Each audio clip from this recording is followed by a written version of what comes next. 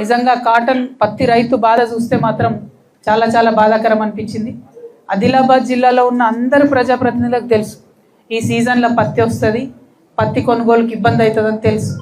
ఒక పక్క మొంతా తుఫాన్ వచ్చిందని తెలుసు. ఆ తుఫాన్ వస్తే తేమ శాతం పెరుగుతుందని కూడా తెలుసు. కానీ ఇక్కడ ఉన్నటువంటి బీజేపీ ఎమ్మెల్యే గారు కావచ్చు, ఇక్కడ ఉన్నటువంటి బీజేపీ ఎంపీ గారు కావచ్చు, మరి ఇక్కడ ఉన్నటువంటి ఏ నాయకులైనా కాంగ్రెస్ కానీ బీఆర్ఎస్ కానీ ఎవ్వరు కూడా కనీసం ముందస్తు జాగ్రత్త అన్న తీసుకోలేదు. జిల్లా కలెక్టర్ గారు ఖచ్చితంగా ఒక అడుగు ముందు ఉండాలి. మా జిల్లాలో ఈ ఇబ్బంది అవుతుంది అనేటటువంటి యాంటిసిపేషన్తో ప్రభుత్వం మీద ఒత్తిడి పెంచాలి. కానీ అటువంటి పరిస్థితి ఇక్కడ నిన్న కనబడలేదు.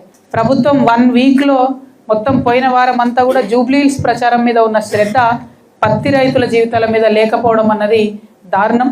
కాంగ్రెస్ పార్టీ వరంగల్కు రాహుల్ గాంధీ గారిని తీసుకొని వచ్చి రైతు డిక్లరేషన్ అని చేసి రైతులకు ఏదో చేస్తామని చెప్పి మాయమాటలు చెప్పి ఓట్లు వేయించుకొని వాళ్ళ అధికారంలోకి వచ్చిండ్రు. కానీ ఏ ఒక్క రైతు కానీ, అది వరి పండించే రైతు ఇవాళ సంతోషంగా లేడు, మక్క పండించే రైతు ఇవాళ సంతోషంగా లేడు, పత్తి పండించే రైతు సంతోషంగా లేడు, సోయా పండించే రైతు సంతోషంగా లేడు. ఇది కరెక్ట్ కాదు. రైతుని విస్మరించినటువంటి రాజ్యం ఎన్నటికి కూడా బాగుండదు. ఒక పక్క మీరు వాళ్ళకు బోనస్ ఇస్తలేరు, ఇంకొక పక్క టైంకి రైతు భరోసా మీరు ఇస్తామన్నంత అమౌంట్ ఇస్తలేరు, ఇంకొక పక్క యూరియా ఇవ్వలేకపోతున్నారు, ఇంకొక పక్క కరెంటు పోతున్నది. మరి ఇక రైతు వ్యవసాయం ఎట్లా చేసుకోవాలి? పోనీ చేసుకొని ఏదో ఒకటి చేసి కష్టపడి మార్కెట్కి తీసుకొస్తే దారుణమైనటువంటి పరిస్థితి ఉంది.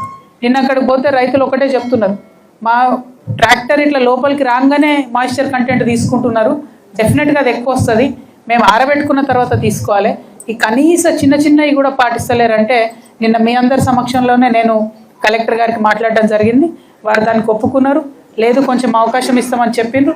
అంటే ఎక్కడికక్కడ ప్రతిపక్షం నుంచి వాయిస్ రేజ్ చేస్తే చిన్న చిన్న సమస్యలైనా తీరితే అది రైతులకు లాభం అవుతుంది, ప్రజలకు లాభం అవుతుంది అనే ఉద్దేశంతో చేపట్టిన ఈ యాత్ర. అందులో కాటన్ మార్కెట్లో నిన్న వెంటనే మేము ఇదివరకు నేను ఎంపీగా ఉన్నా కాబట్టి గిరిరాజ్ సింగ్ గారు ఆయన మినిస్టర్గా ఉన్నారు, ఆయనకు వెంటనే ఉత్తరం కూడా రాయడం జరిగింది. అదేవిధంగా cotton corporation of India chairman గారు కూడా వారి నంబర్ కూడా తీసుకున్నా, నేను వారిని కూడా ఇవాళ మాట్లాడతా. ఆంధ్ర తెలంగాణలో ప్రత్యేక పరిస్థితులు ఉన్నాయి. ఈ ప్రత్యేక పరిస్థితుల రీత్యా 20 నుంచి 25% తేమ శాతం అలౌ చేయాలి కాటన్లో అనేటటువంటి విషయాన్ని నేను తప్పకుండా పర్స్యూ చేస్తానని ఆదిలాబాద్, మహబూబ్ నగర్, వరంగల్, ఖమ్మం ఇంకా ఇతర ప్రాంతాల్లో ఉన్న పత్తి రైతులందరికీ కూడా జాగృతి తరఫున మీకు మాట ఇస్తా ఉన్నాం.